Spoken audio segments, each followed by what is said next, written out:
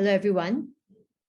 I present this video in response to the recent Straits Times article, Pandemic of Online Misinformation on COVID-19 Takes its Toll.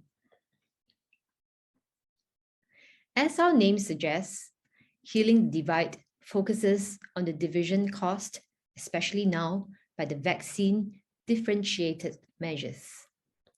We never presented ourselves as the confirmer of what is a fact or not a fact. Healing the Divide stresses on the core values of unity and empathy, and it goes beyond just what is a fact or non-fact. That said, to heal the divide, sometimes we need to look at the science and examine the facts.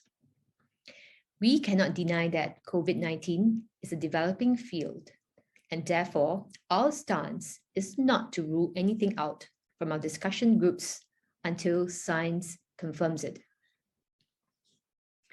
Before the science is confirmed, it is unavoidable that there are things shared in our groups that are not yet verified.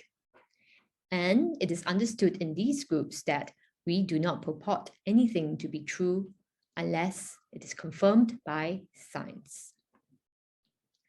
However, in the interest of science, these views that even if they may be found to be wrong in the future cannot be silenced now. Silencing such views and research is not in the interests of public health and safety. After all, our own experts have admitted that they have been wrong and they may be wrong again. Does that mean that they also have to be silenced? All the predictions which I've made for COVID-19 since the beginning, I've got them all wrong. So chances are I'm going to get this all wrong as well.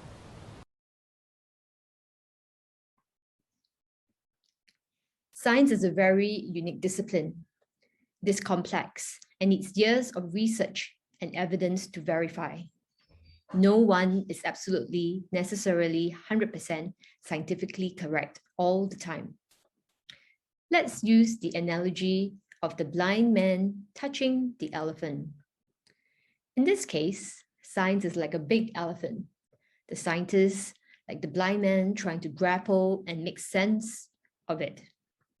Someone who touches the elephant's skin will say it's tough and wrinkled, but the one who touches the elephant's tail will say it's hairy and soft. You get the point? So, who has the truth about the elephant? Now, just because the government makes a statement, it doesn't mean that it is scientifically correct, even if it were from the Ministry of Health. Just because the national press publishes a statement, it doesn't mean that it is scientifically correct.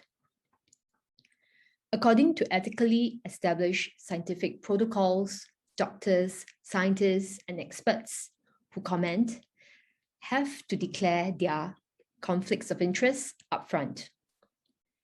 Does Singapore practice this by demanding that our experts who give their opinions about public health declare their conflicts of interest upfront before their public presentations? Science is a complex, ever-evolving subject with multiple layers of research conducted by different disciplines. Science relies on peer review. It does not care about your title or authority, and it does not care about your past records. Science just cares about whether your hypothesis is validly supported by the data that you have collected. Not only that, science must possess 3 parameters. Number 1, that the results and tests are repeatable by other scientists. Number 2, that the results and tests are verifiable by other scientists. And number 3, that the scientific statements are falsifiable. The purpose? To get more accurate hypothetical statements thus, and to reach a more accurate description of nature, which is the science that we are concerned with. In this regard, I would like to quote a philosopher and also a past UK parliamentarian, John Stuart Mill. He says, "The peculiar evil of silencing the expression of opinion is that it is robbing the human race, posterity as well as the existing generation. Those who dissent from the opinion still more than those who hold it. If the opinion is right, they are deprived of the opportunity of exchanging error for truth. If wrong, they lose. What is almost as great a benefit, the clearer perception and livelier impression of truth, produced by its collision with error." Since healing the divide is meant to be a place where the division is healed, we would not stand behind any specific fact until science confirms it. However, being the national press that SPH is, with millions of readers, it is you who will have to bear the mantle of confirming the purported facts that you publish, especially put forth by our medical experts and ministers. Our experts in Singapore, ministers who make and change the regulations, they are the ones who are responsible for millions of lives. As our national news media, the onus to verify is on SPH to check that MOH is giving out the true science, not us, who are the consumers.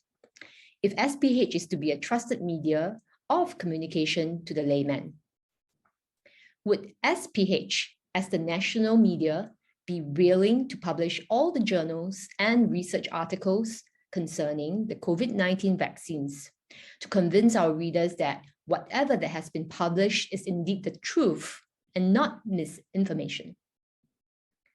I want to stress that science needs years, decades of research to confirm. Even the scientific facts about a disease requires years, decades to confirm. Vaccines require years, if not decades, to confirm. At most, we only have months. And months of data are insufficient to confirm any science. And speaking months-old scientific guesses via government ministries would not make it truer. Only hardcore experiments done by scientists all over the world. In summary, truth is not a popularity contest. It is also not an authority contest.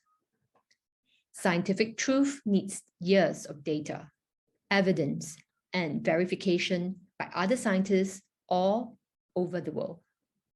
So my question is, can we POFMA science? We are currently consulting our legal team, and we reserve legal rights to take action against any party who has hurt or damaged our reputation. Thank you. All the predictions which I've made for COVID-19 since the beginning, I've got them all wrong. So chances are I'm going to get this all wrong as well.